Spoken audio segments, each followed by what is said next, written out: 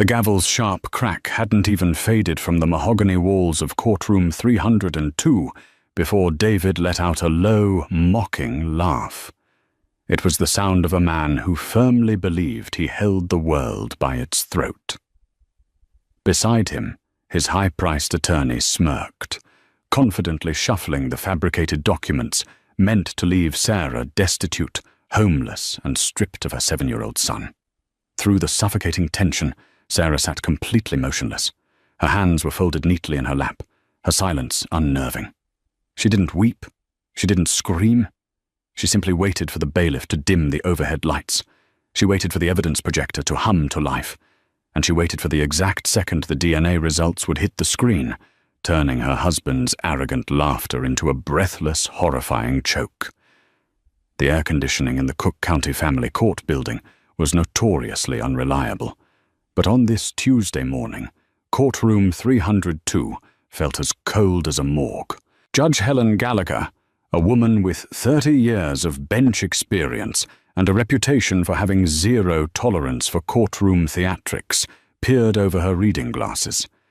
She looked at the two tables before her. At the plaintiff's table sat David Harrison. Dressed in a bespoke charcoal Tom Ford suit, David looked less like a man fighting for the custody of his only child and more like a CEO about to close a hostile takeover, which, in his mind, was exactly what this was. Beside him sat Richard Sterling, a ruthless divorce attorney known in Chicago's elite circles as the Butcher. Sterling was currently on his feet, pacing the space in front of the judge's bench, weaving a tragic tale of a devoted husband betrayed by a deceitful wife. "Your Honor," Sterling's voice boomed, rich with feigned sorrow, "my client has endured the ultimate betrayal. For 7 years, Mr." Harrison poured his heart, his soul, and his considerable financial resources into raising a boy he believed to be his own. Only to discover, through a devastating anonymous tip, that his wife, Sarah, had been carrying on a sordid affair with a former colleague, Peter Hayes. At the defense table, Sarah Harrison sat in absolute silence. She wore a simple navy blue sheath dress, her blonde hair pulled back in a severe, neat clasp. She didn't flinch at the mention of Peter Hayes, a man who was happily married, lived in Seattle, and whom she hadn't spoken to in nearly 9 years. Under the stipulations of the prenuptial agreement, Sterling continued, infidelity on the part of Mrs. Harrison triggers the total forfeiture clause. No alimony, no division of assets. And given the severe emotional trauma inflicted upon my client, we are petitioning for sole physical and legal custody of the minor child, Leo, with supervised visitation for the mother, pending a psychological evaluation. It was a masterclass in legal assassination. David leaned back in his leather chair, crossing his legs casually. He turned his head slightly toward Sarah, catching her eye. A slow, cruel smile spread across his handsome face. He let out a soft, audible laugh. It was barely a breath, but in the quiet courtroom, it carried. It was a laugh that said, "I own you. I own this room. You are nothing." Sarah's attorney, a quiet, meticulous woman named Brenda Carmichael, placed a gentle hand on Sarah's forearm. Brenda didn't object. She didn't interrupt Sterling's grandstanding. She had strict instructions from her client. Let them talk. Let David dig the hole as deep as he possibly can. "We have submitted the DNA test results to the clerk, Your Honor," Sterling announced, holding up a sealed manila envelope. "Conducted by Geneticor Laboratories, a fully accredited facility. The results will conclusively prove that David Harrison possesses 0% probability of paternity regarding the child, Leo." Judge Gallagher frowned, adjusting her glasses. "Mrs. Carmichael, does the defense contest the admission of these specific lab results?" Brenda stood up slowly. "We do not object to the results being displayed, Your Honor. In fact, we request that they be projected on the courtroom monitors for full transparency. However, we also have our own sealed results from a court-appointed federal laboratory, which we would like to present immediately following the plaintiff's exhibit." Sterling scoffed, waving a hand dismissively. "Desperate delay tactics, Your Honor. The defense is trying to muddy the waters. I will allow it, Judge Gallagher ruled, her voice sharp. Bailiff, dim the lights. Let's see what Geneticore has to say. As the bailiff moved to the light switches, David leaned over the table, whispering so only Sarah could hear. You should have just signed the settlement, Sarah. Now you walk away with nothing. And Leo gets a real mother. He was talking about Clara Rossi, a 24-year-old former model he had been openly parading around Chicago for the last 6 months. Sarah turned her head slowly, meeting David's eyes. Her face was a masterclass in composure. She didn't offer a tear. She didn't offer anger. She just stared at him with a cold, deadpan expression that caused the smile to falter on his lips for a fraction of a second. The lights dimmed. The large LCD screens mounted on the courtroom walls flickered to life. The blue logo of Geneticore Laboratories appeared, followed by a scanned PDF document. David smirked, waiting for the killing blow. He had paid a laboratory technician named Greg Simmons $50,000 in untraceable cryptocurrency to swap the swabs. He knew exactly what the screen was going to say. But as the document scrolled down to the final conclusion, the courtroom went dead silent. David's eyes darted to the screen. He blinked. Once. Twice. The color instantly drained from his face, leaving him a sickening shade of gray. There, in bold, undeniable black and white text, the report read, Probability of paternity, 99.99%. Conclusion, the alleged father, David Harrison, cannot be excluded as the biological father of the child, Leo Harrison.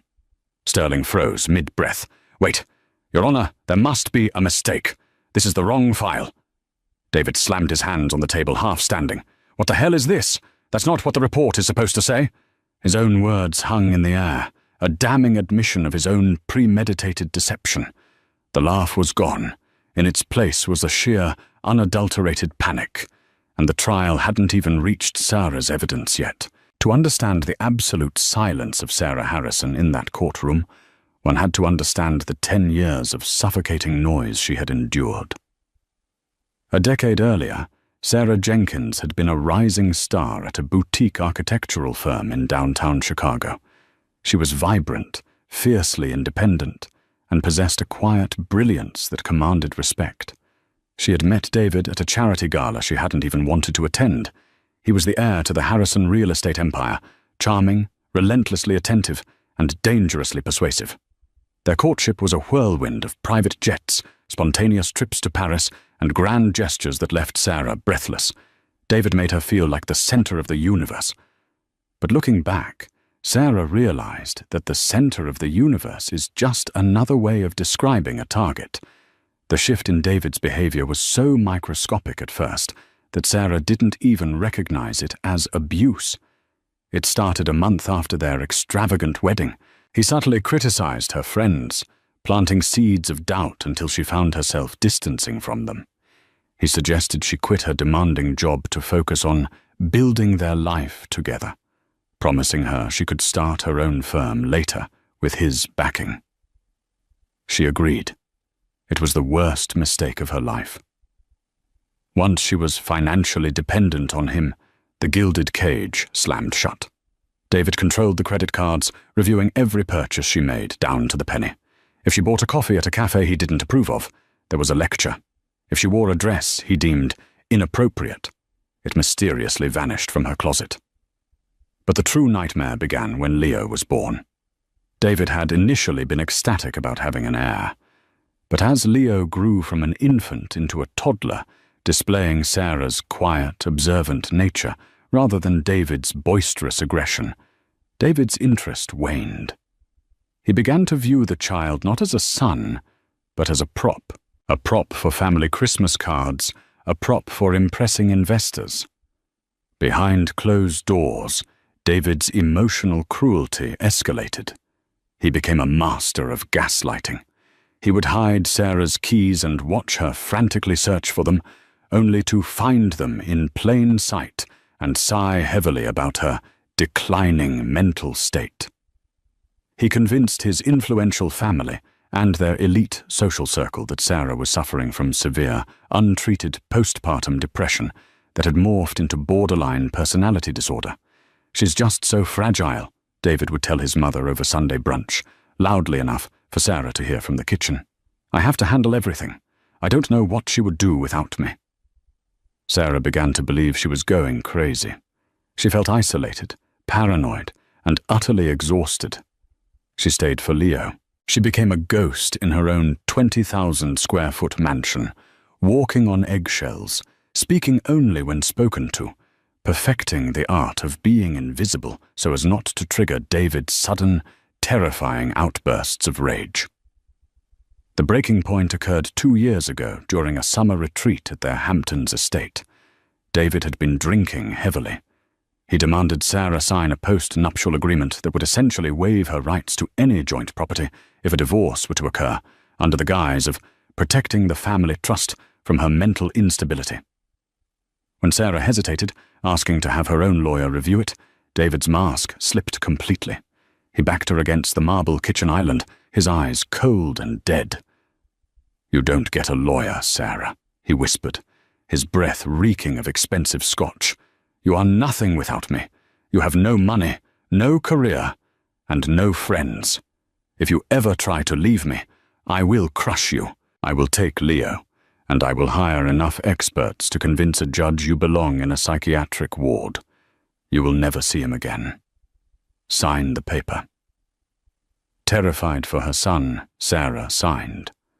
For the next 2 years, she played the part of the broken, submissive wife perfectly. She let David believe he had completely crushed her spirit. She let him openly flirt with other women, eventually turning a blind eye when he rented a penthouse for his mistress, Clara Rossi. David thought her silence was a sign of total defeat. He mistook her lack of resistance for a lack of intelligence. He forgot that before she was Mrs. David Harrison, she was an architect, and architects know exactly how to find the weak, load-bearing walls in a structure, and exactly where to place the explosives to bring the whole house down.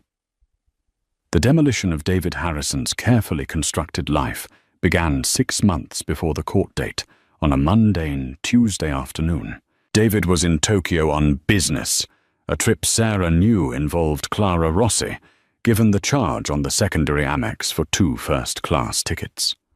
While he was away, Sarah was in his home office, searching for Leo's birth certificate for a school soccer registration. David was meticulous, but arrogance breeds sloppiness. He had left his secondary briefcase unlocked beneath his mahogany desk. Inside, Sarah didn't find the birth certificate. Instead, she found a burner phone and a ledger. Her heart pounding in her throat, she opened the ledger. It was filled with cryptic notes, but one page caught her eye. It listed an address for Geneticor Laboratories, a sum of $50,000, and a name, Greg Simmons. Beside it was written, Leo DNA, negative. Sarah took the burner phone into the bathroom, locked the door, and turned on the shower to mask any noise. The phone wasn't password protected, another symptom of David's belief that he was untouchable. She scrolled through the text messages.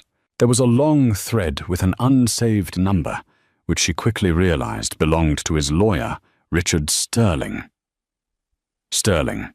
The infidelity clause is the only way around the original prenup. The postnup is ironclad for assets, but custody is tricky given your travel schedule. We need fault. David. I'll give you fault. I'll say she's been screwing Peter Hayes since before Leo was born. Sterling. You need proof. David. I have a guy at a lab.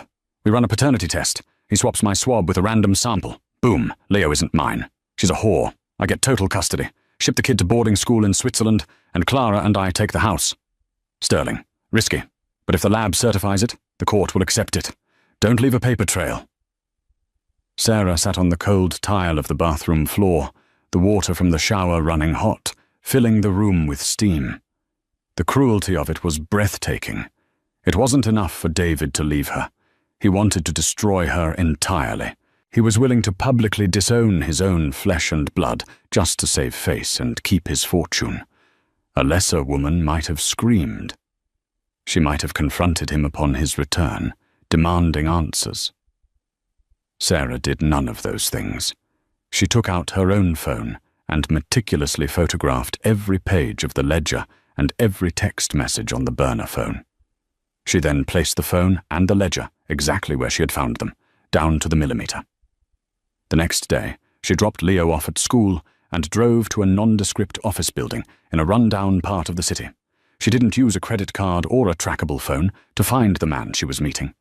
She had found his name on a dark web forum using a secure library computer weeks prior. Arthur Caldwell was a private investigator who specialized in taking down untouchable men. He was a former forensic accountant for the FBI who had been forced into early retirement for bending the rules. When Sarah walked into his office, dressed in sunglasses and a scarf, she laid a stack of cash on his desk, money she had been secretly hoarding for 3 years by skimming off her grocery allowance and selling her designer jewelry to high-end pawn shops, replacing them with flawless cubic zirconia replicas. "I need you to investigate my husband," Sarah said, her voice steady. "His name is David Harrison." Caldwell raised an eyebrow. "The real estate Harrison? Lady, if you're looking for proof of an affair, you're wasting your money. Everyone knows about his side pieces." "I don't care about his affairs," Sarah replied coldly. "I care about his fraud. I want everything. I want the shell companies. I want the offshore accounts. I want the dirt on a lab tech named Greg Simmons at Geneticor. But most importantly," she paused, looking Caldwell dead in the eye, "I need you to find out what David is hiding about his own past. A man who casually orchestrates a fake DNA test has lied about genetics before." Caldwell took the cash. Over the next 6 months, while David filed for divorce and the brutal legal machinery ground into motion, Sarah played the victim perfectly. She wept in mediation. She begged David to be reasonable. She let Richard Sterling walk all over her deposition. Meanwhile, behind the scenes, Caldwell was digging, and what he unearthed was a secret so explosive it made the fake paternity test look like a parking ticket. David had indeed bribed Greg Simmons to fake the paternity test, but Caldwell discovered that Greg Simmons was already under federal investigation for tampering with forensic evidence.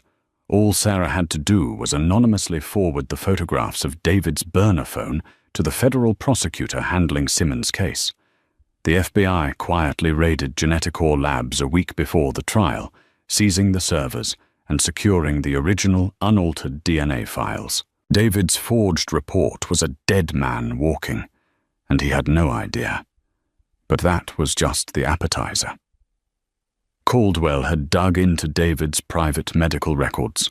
He had traced financial anomalies dating back 15 years, long before Sarah had ever met him. He had run cross-references on David's DNA, which Sarah had provided by clipping David's fingernails while he slept off a hangover. What Caldwell found changed everything, which brought them to this exact moment in courtroom 302, the moment David realized his fabricated plan had imploded, the moment his smug laugh died in his throat as the screen declared him the 99.99% biological father of Leo. "What the hell is this?" David was stammering, looking frantically at Sterling. "You said, you promised me. Mr. Harrison, sit down," Judge Gallagher barked, slamming her gavel. "Your own counsel submitted this evidence. Are you implying you expected a different result?" Sterling was frantically pulling at his collar. "Your Honor, we need a recess. We suspect the defense has somehow tampered with the lab. The defense hasn't touched a thing," Brenda Carmichael said, her voice ringing out clearly across the chaos. "But we are not finished. Your Honor, the plaintiff introduced DNA evidence to question paternity.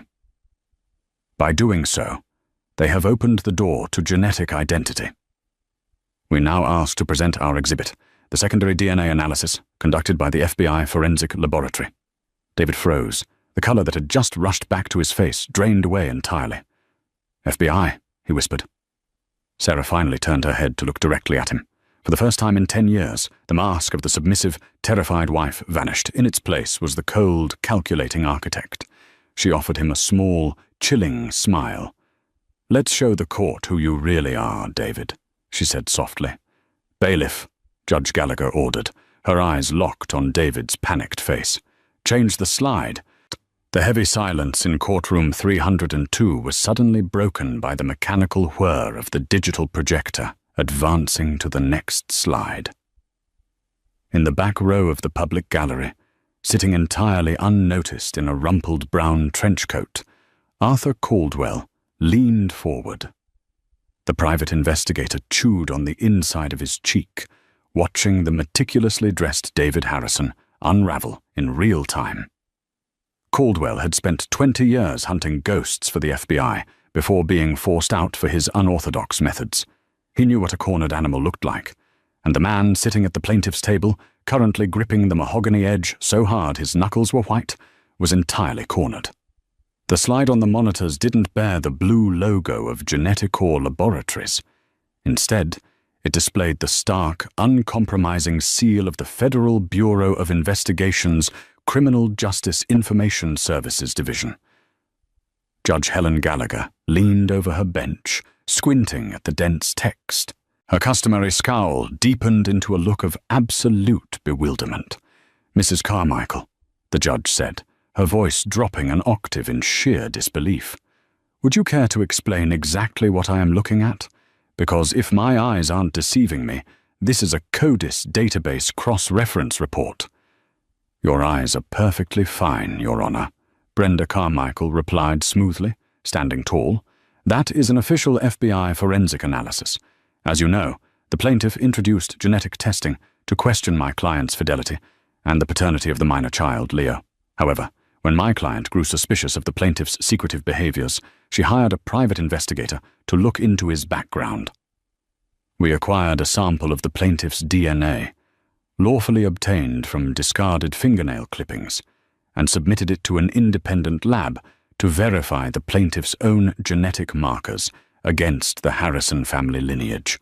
Richard Sterling, the ruthless divorce attorney, was practically hyperventilating. "Objection! Your Honor, this is an outrageous breach of privacy. The defense is on a fishing expedition. They stole his DNA." "Abandoned property, Mr. Sterling," Brenda shot back without missing a beat. "Supreme Court precedent, California versus Greenwood, clearly states there is no reasonable expectation of privacy for discarded biological material. But the privacy of the fingernails is the least of your client's problems." Brenda turned to the screens, picking up a laser pointer. When the independent lab ran the plaintiff's DNA against commercial ancestry databases to establish a baseline, they found zero connection to the Harrison family tree, Brenda explained, her voice echoing in the stunned courtroom. No shared centimorgans with the late Jonathan and Eleanor Harrison. No connection to the extended Harrison cousins in Boston. In fact, the DNA showed the plaintiff has absolutely no genetic relationship to the Harrison bloodline whatsoever. David's breath hitched. He shot a frantic, venomous look at Sarah, who was sitting with her hands still neatly folded, her posture perfect, her face impassive. "A glitch," David hissed, his voice trembling. "It's a glitch in the system. Sterling, do something." "But it wasn't a glitch," Brenda continued, ignoring the outburst, "because the database did find a match. A perfect 100% familial match to a woman named Martha Reed in Dayton, Ohio. A woman who had a son named Thomas." Arthur Caldwell smiled grimly from the gallery. He remembered the exact night he had cracked the case open. It was 3 a.m., his office smelling of stale coffee and cheap cigars. He had been digging through the Ohio Juvenile Court archives, following a ghost. Caldwell's investigation had revealed that the real David Harrison, the introverted, socially awkward sole heir to the Harrison real estate fortune, had attended a private boarding school in Switzerland after his parents perished in a tragic helicopter crash when he was 14.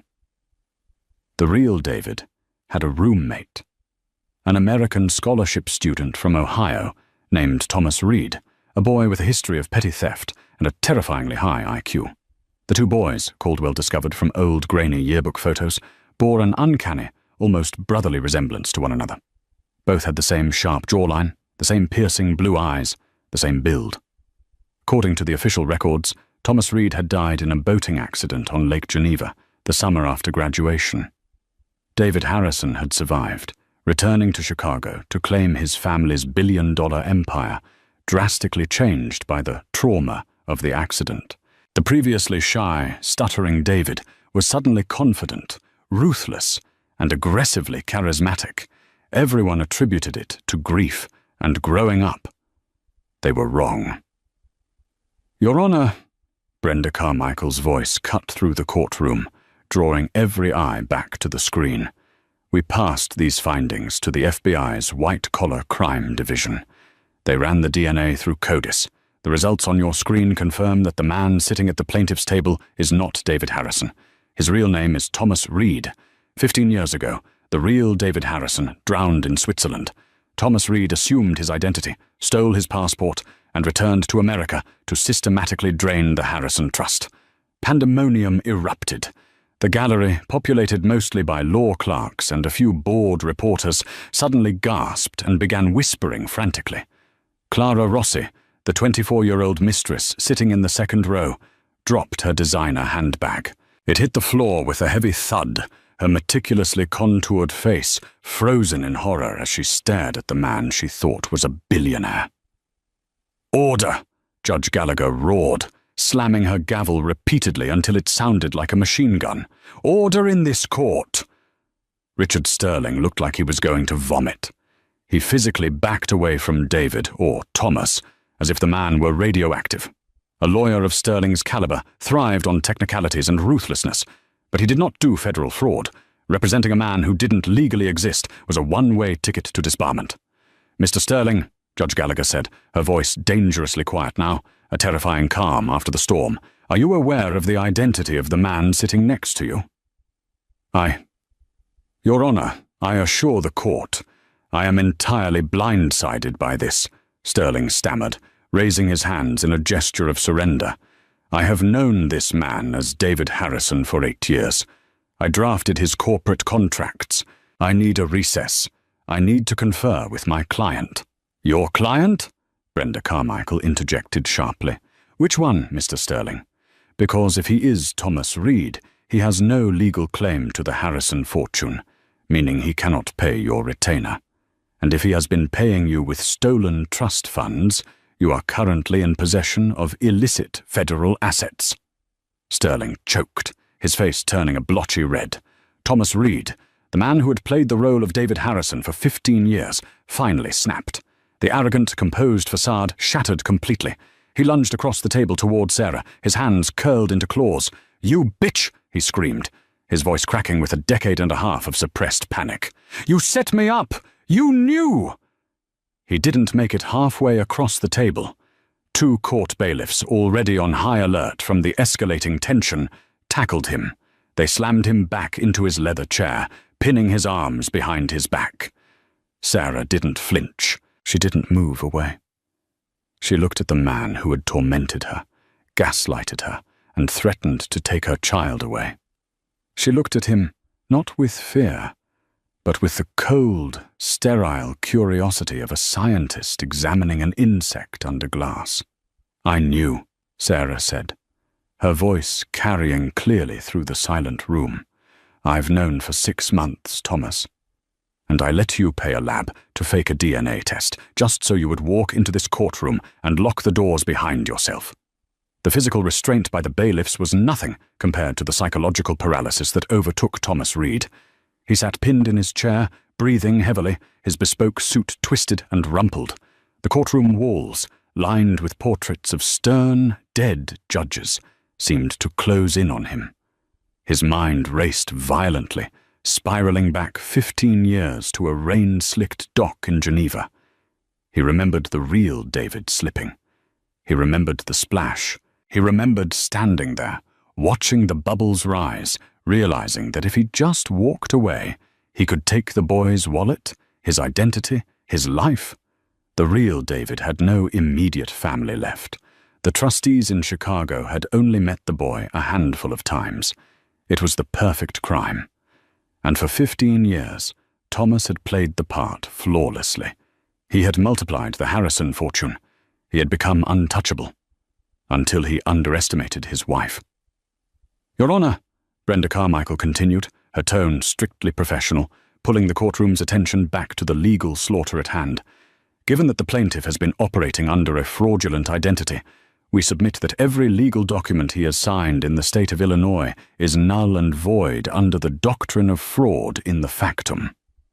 Judge Gallagher, still staring at the CODIS report, slowly took off her reading glasses. "Continue, Mrs. Carmichael." 6 years ago, my client was coerced into signing a prenuptial agreement and later a post-nuptial agreement, effectively waiving her rights to all marital assets and severely limiting her custody rights, Brenda stated. However, the counterparty listed on those contracts is David Harrison. Since the man who signed those documents is actually Thomas Reed, the contracts are legally non-existent. Thomas let out a ragged breath. "You can't do that. The assets, the company." "The company," Brenda interrupted, turning her gaze to Thomas, "is exactly what we need to discuss next. Your Honor, I have here a secondary filing." She handed a thick, bound dossier to the bailiff, who passed it up to the judge. "What is this?" Judge Gallagher asked, flipping open the cover. "That, Your Honor, is a certified whistleblower report filed with the Internal Revenue Service and the Securities and Exchange Commission, dated 4 months ago," Brenda explained. When my client discovered her husband's true identity, she realized that the Harrison real estate empire was technically being managed by an unauthorized, fraudulent entity.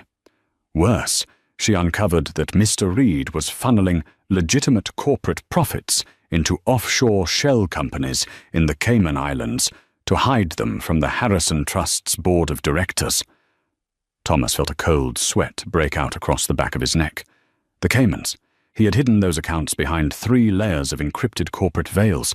How could she possibly know? He looked at Sarah. She finally offered him a small, chilling smile.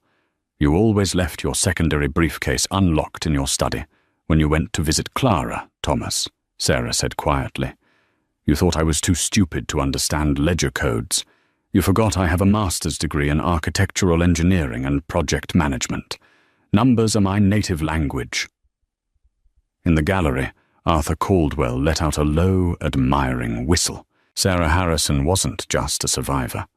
She was an apex predator who had been playing dead. "Under the IRS whistleblower program," Brenda announced to the court, "an individual who provides actionable intelligence resulting in the recovery of stolen funds or unpaid taxes is entitled to up to 30% of the recovered assets." The FBI and the IRS froze all of Mr. Reed's offshore accounts at 6 a.m. this morning. Over $200 million. Richard Sterling slumped in his chair, putting his head in his hands. His career was over. The malpractice suits alone would bankrupt him. Furthermore, Brenda continued, driving the final nail into the coffin, for the last 7 years, my client has been acting as an uncredited architectural consultant on every major development project the Harrison firm has undertaken. Because Mr. Reed restricted her access to funds and forbade her from working officially, she quietly filed the patents and copyrights for her specific, innovative architectural designs under an LLC in her maiden name. An LLC that she fully owns. Judge Gallagher's eyebrows shot up to her hairline. "Are you telling me, Mrs. Carmichael, that the intellectual property driving the Harrison firm's current flagship projects is owned entirely by the defense?" "Yes, Your Honor," Brenda smiled. "Mr. Reed doesn't own the designs. He doesn't own the company. And as of this morning, he doesn't own a single bank account. He is a ghost, and ghosts do not get custody of 7-year-old boys." Thomas tried to stand again, but the bailiffs pushed him down hard. "You took everything," he spat at Sarah, tears of pure, unadulterated rage welling in his eyes. "I built that company. I made it 10 times what that weak, stuttering idiot David could have ever made it." The admission echoed off the mahogany walls. It was a confession. spoken on the official court record. Judge Gallagher's face hardened into a mask of judicial fury. "Mr. Reed, you have just confessed to wire fraud, identity theft, and grand larceny in my courtroom. You came in here today intending to strip a mother of her child using falsified medical records, all while hiding behind the stolen name of a dead man." The judge slammed her gavel, pointing it directly at Thomas. "This family court matter is hereby suspended," Judge Gallagher boomed. "I am granting sole physical and legal custody of the minor child, Leo, to Sarah Jenkins, effective immediately. Furthermore, I am issuing a bench warrant for your arrest, Mr. Reed, pending federal indictment for identity theft, perjury, and fraud. Bailiff, place this man in handcuffs." The metallic click of the handcuffs echoing in courtroom 302 was the sweetest sound Sarah had ever heard. Thomas Reed was hauled to his feet. As he was being dragged towards the side door leading to the holding cells, he looked desperately toward the gallery. "Clara!" he yelled. "Clara! Call my secondary lawyer! Get to the penthouse!" But the second row was empty. Clara Rossi, seeing the writing on the wall and the total vaporization of her sugar daddy's wealth, had slipped out of the courtroom 5 minutes earlier. She was already in a cab headed to O'Hare Airport, blocking Thomas's number on her phone. Sarah stood up slowly, smoothing the skirt of her navy blue dress. She picked up her purse. She didn't look back at the man screaming her name as he was dragged into the darkness. She simply turned to Brenda Carmichael and Arthur Caldwell, exhaled a breath she felt she had been holding for 10 years, and walked out of the courtroom to go pick up her son. The heavy oak doors of the Cook County Courthouse swung open, and for the first time in a decade, Sarah Jenkins stepped out into the biting Chicago wind and felt completely, terrifyingly free. She didn't hail a cab right away. She simply stood on the concrete steps, pulling her wool coat tighter against the chill, and listened to the city. The sirens, the rumble of the elevated trains, the aggressive honking of taxi drivers. It was a symphony of chaos that she had been insulated from inside Thomas Reed's gilded cage. Now, the noise felt like a welcoming embrace. She walked down the steps, pulled out her phone, and dialed Leo's elementary school to tell them she would be picking him up early for ice cream. 3 miles away, in the sterile, windowless sub-basement of the FBI's Chicago field office, there was no ice cream. There was only the harsh buzz of fluorescent lights and the terrifying realization of absolute ruin. Thomas Reed sat handcuffed to a steel table. His custom Tom Ford suit was completely ruined, wrinkled from the physical altercation in the courtroom and stained with nervous sweat. He had been stripped of his silk tie, his shoelaces, and his platinum Patek Philippe watch. He stared at the scuffed linoleum floor, his mind desperately trying to assemble a defense out of ashes. The heavy metal door clicked open. Special Agent Robert Hughes, a veteran of the white-collar crime division with a face like weathered granite, walked in. He carried a massive cardboard banker's box, which he dropped onto the steel table with a deafening slam.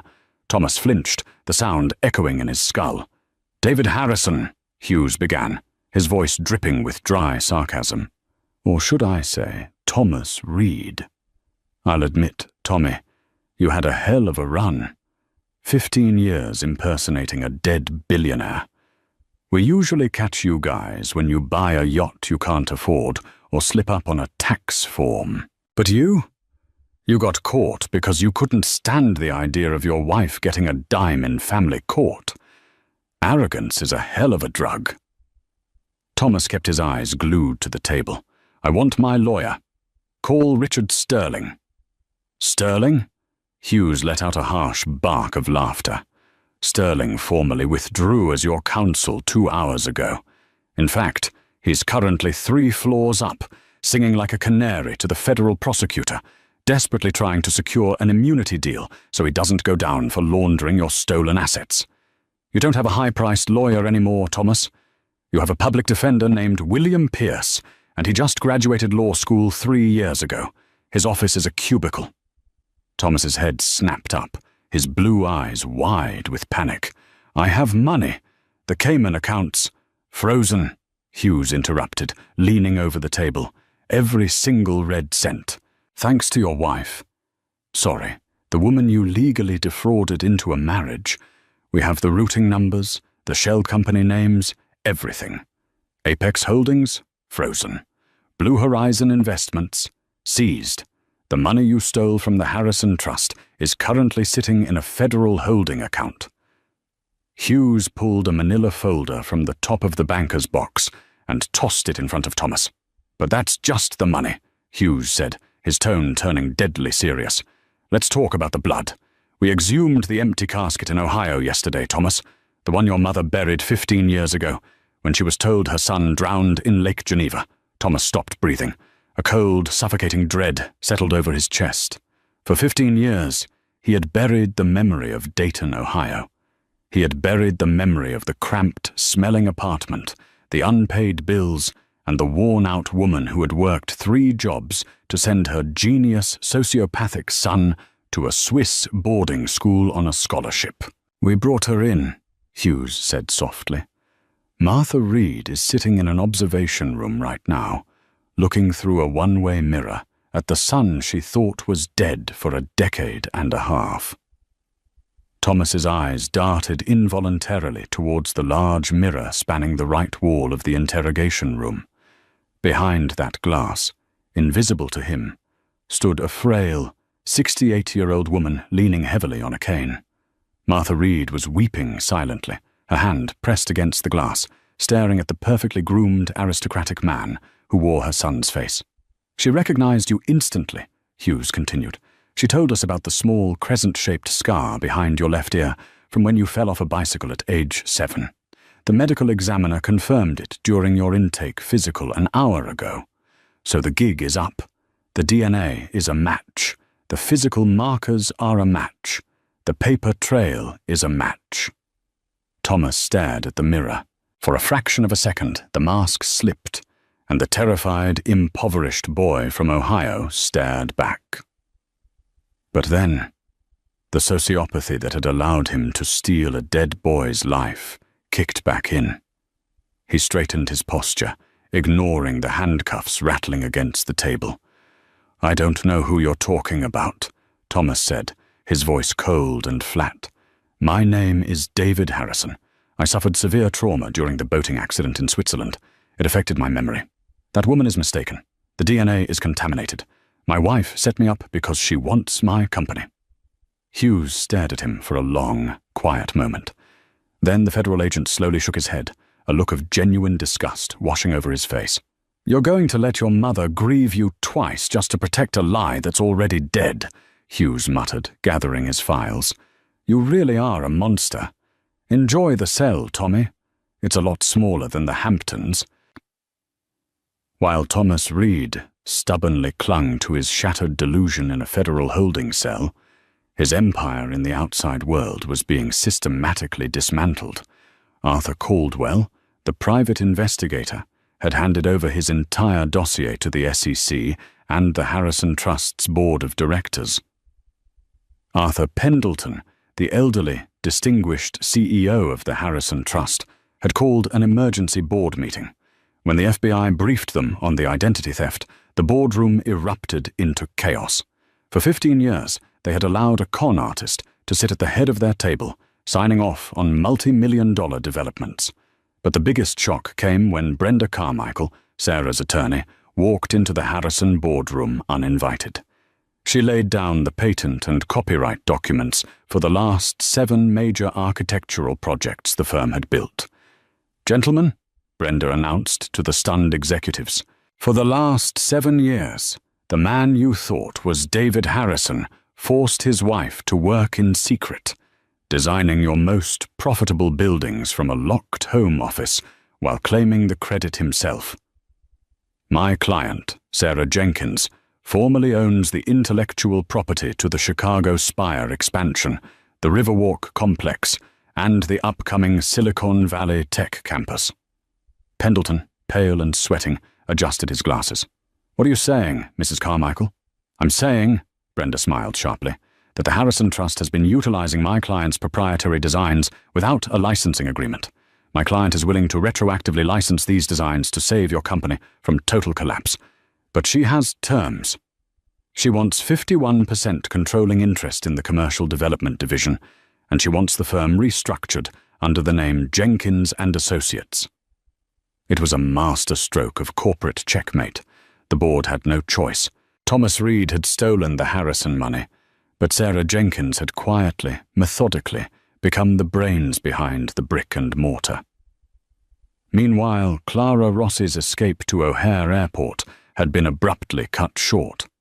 Before she could board a flight to Milan, federal agents apprehended her at the gate. Because Thomas had been paying the rent on her luxury penthouse and buying her jewelry using stolen federal funds, Clara was facing charges of receiving stolen property. Faced with the prospect of trading her designer wardrobe for an orange jumpsuit, Clara broke down instantly. She handed over every text message, every email, and every drunken confession Thomas had ever made to her regarding his hatred for his wife and his secret offshore accounts. The circle was closed. The trap had snapped shut.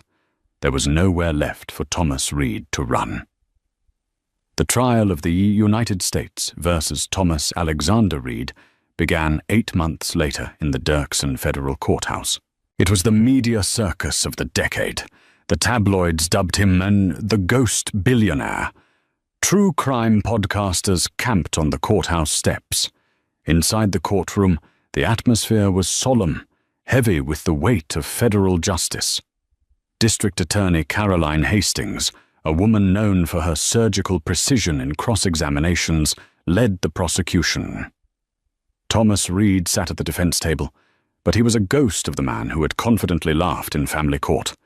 8 months in federal detention without access to his tailored suits, his expensive haircuts, or his sycophantic entourage had aged him a decade. His hair was graying at the temples, his posture was slumped, and his eyes darted nervously around the room. His public defender, William Pierce, looked perpetually exhausted, constantly shuffling through mountains of evidentiary paperwork that he had no hope of refuting. Thomas's defense strategy was desperate and contradictory. Pierce attempted to argue a complex, trauma-induced dissociative state. He claimed that the teenage Thomas Reed, traumatized by watching his best friend drown in Lake Geneva, had experienced a psychotic break, genuinely believing he was David Harrison to cope with the survivor's guilt. It was a pathetic attempt to garner sympathy, and District Attorney Hastings dismantled it within the first 2 days of the trial. She brought the Swiss medical examiner to the stand, who testified that the real David Harrison had defensive wounds on his arms, suggesting a struggle in the water, not an accidental slip. Hastings strongly implied, though she couldn't definitively prove it 15 years later, that Thomas hadn't just stolen David's life. He had actively drowned him to get it. But the climax of the trial came on the 4th day, when the prosecution called their star witness, Sarah Jenkins. When Sarah took the stand, the courtroom fell so silent you could hear the scratch of the court reporter's stenotype machine. She wore a tailored slate-grey suit, looking professional, unshatterable, and radiantly calm. She didn't look at Thomas. "Miss Jenkins?" District Attorney Hastings began gently. "Could you describe the nature of your marriage to the man you believe to be David Harrison?" For the next 2 hours, Sarah painted a harrowing, undeniable portrait of coercive control, gaslighting, and psychological imprisonment. She detailed the hidden ledger, the burner phone, and the absolute financial isolation she endured. She explained how she had slowly realized that her husband's cruelty wasn't just arrogance, but the extreme paranoia of a man living a massive, fragile lie. "He was always terrified of being exposed, even though I didn't know what the secret was at the time," Sarah testified, her voice steady and clear. "He projected that fear onto me. He tried to make me believe I was crazy, so that no one would ever believe me if I noticed the cracks in his facade. He used our son, Leo, as a pawn to keep me silent. He told me if I ever tried to leave, he would destroy me." Hastings nodded sympathetically. "And how did you respond to those threats, Miss Jenkins?" Sarah finally turned her gaze towards the defense table. She locked eyes with Thomas. For a fleeting second, the memory of his arrogant, mocking laugh from the family courtroom echoed in her mind. "I stayed silent," Sarah said, her voice dropping to a cool, razor-sharp whisper, "because I am an architect, and when you realize you are trapped inside a building that is structurally unsound, you don't start screaming and hitting the walls. You study the blueprints. You find the load-bearing pillars, and you quietly wire them with explosives until you are safely outside." The gallery erupted in murmurs. Thomas lowered his head, hiding his face in his hands. He was broken. William Pierce didn't even attempt a cross-examination. He knew that putting Sarah Jenkins on the defensive would only give her more room to dismantle his client. The jury deliberated for less than 4 hours. When the foreperson read the verdict, guilty on 2 counts of aggravated identity theft, 3 counts of wire fraud, 1 count of federal tax evasion, and 1 count of perjury, Thomas didn't react. He simply stared blankly at the wooden table in front of him. Judge Robert McNeil, presiding over the federal case, showed absolutely no mercy during sentencing. "Mr. Reed," the judge said, his voice echoing with absolute authority, "you have perpetrated one of the most callous, calculated, and prolonged frauds in the history of this district. You stole a dead boy's name, you abandoned your own grieving mother, and you subjected an innocent woman to a decade of psychological torture simply to maintain your unearned lifestyle. You are a hollow shell of a man." The judge struck his gavel. "I sentence you to 45 years in a federal penitentiary without the possibility of early parole. You will be remanded to the custody of the United States Marshals immediately." As Thomas was led away in chains, his eyes met Sarah's one last time. There was no arrogance left. There was no mocking laugh. There was only the hollow, terrified stare of a man who was finally, permanently, a ghost. 3 years later, the Chicago skyline looked different. Sarah stood on the balcony of her top-floor office at Jenkins & Associates, holding a steaming cup of coffee. The wind off Lake Michigan whipped her blonde hair around her face, but she didn't mind the cold. Down the hall, she could hear the chaotic, happy sounds of 10-year-old Leo playing a video game in the employee lounge while he waited for her to finish work. He was thriving. The anxiety that had plagued his early childhood had evaporated the moment they left the toxic shadow of his father. Her architectural firm, backed by the restructured Harrison Trust, was the most sought-after design agency in the Midwest. She had reclaimed her name, her career, and her life. Arthur Caldwell, the gruff private investigator who had helped her pull the thread, was now the head of her corporate security. Brenda Carmichael was her chief legal counsel. She had surrounded herself with people she trusted, building a fortress of loyalty and competence. Sarah took a sip of her coffee and looked out at the gleaming glass and steel skyscraper rising in the distance, the Riverwalk complex. It was her design. It was her legacy. She had survived the ultimate betrayal. She had endured the suffocating silence of a gilded cage. But in the end, she had proven that the quietest person in the room is often the most dangerous. Thomas Reed had thought he could laugh her into submission. He had thought he held all the cards, but he forgot the fundamental rule of construction. The person who builds the house is the only one who knows exactly how to tear it down. Sarah's harrowing journey from a silenced, trapped wife to the architect of her own triumphant liberation is a chilling reminder that true power rarely needs to shout. Thomas Reed believed his stolen billions, and his arrogant cruelty made him untouchable, underestimating the quiet, calculating resilience of a mother fighting for her son.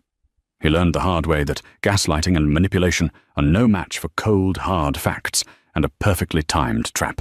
In the end, his mocking laughter was entirely silenced by the deafening sound of justice.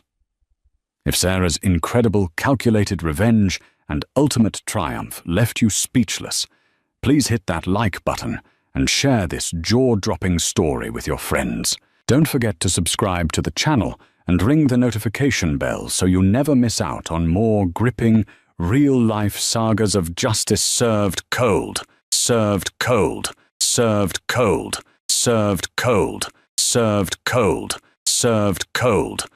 I should do topical, maybe the rise of the pandemic where parasites and microbes and bacteria and our antibiotics fail, or maybe those things that happen, but we're sort of evolved through it. Like, we'll find out there's pockets of sort of mutant people around the world that are slightly resistant to radiation and slightly resistant to microbes, and we'll sort of start again, because we don't really understand the mechanism of human evolution since civilization, because it's never been based on, you know, survival of the fittest, where fittest meant just the biggest, strongest male gets to pass on his genetic material. There's other paradigms, right? Nature is brutal. Sometimes it is the biggest, strongest male that gets the female, and even then, she has a litter. If there's a runt, she goes, fuck it, kill that, eat it, share it out amongst the rest of us. Now, we don't do that in human society. We go the other way.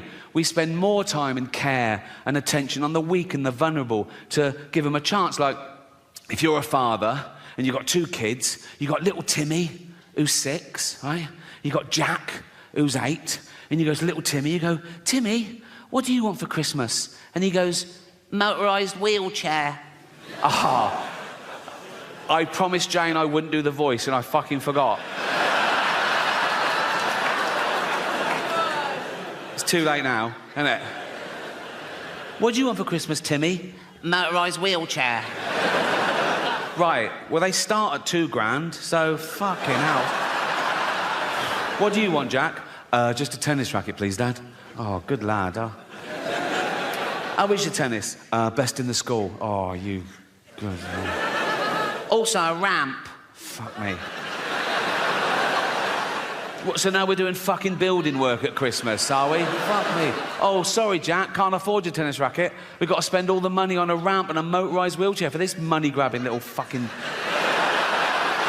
Why do you need a motorised one? No arms. That's fair enough. That is fair enough. I can tell some of you feel a bit uncomfortable laughing at little Timmy, who's a little 6-year-old lad. He's got a funny little voice because his chest is all fucked. Got no arms, no legs, just like stumps, right? But let me tell you something about Timmy to make you feel better about yourselves. He's a fucking racist. Yes. Horrible little shit, he is. You little fucking bigot. You disgusting little fucking racist, you racist scum, you filthy little fucking, you fascist, you fucking, you disgust me.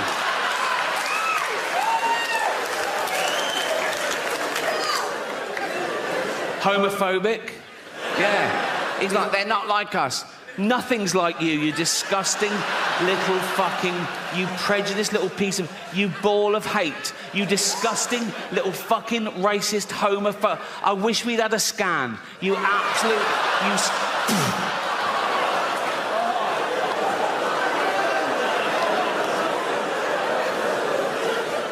Misogynist. If he could, he'd rape. There's your little Timmy.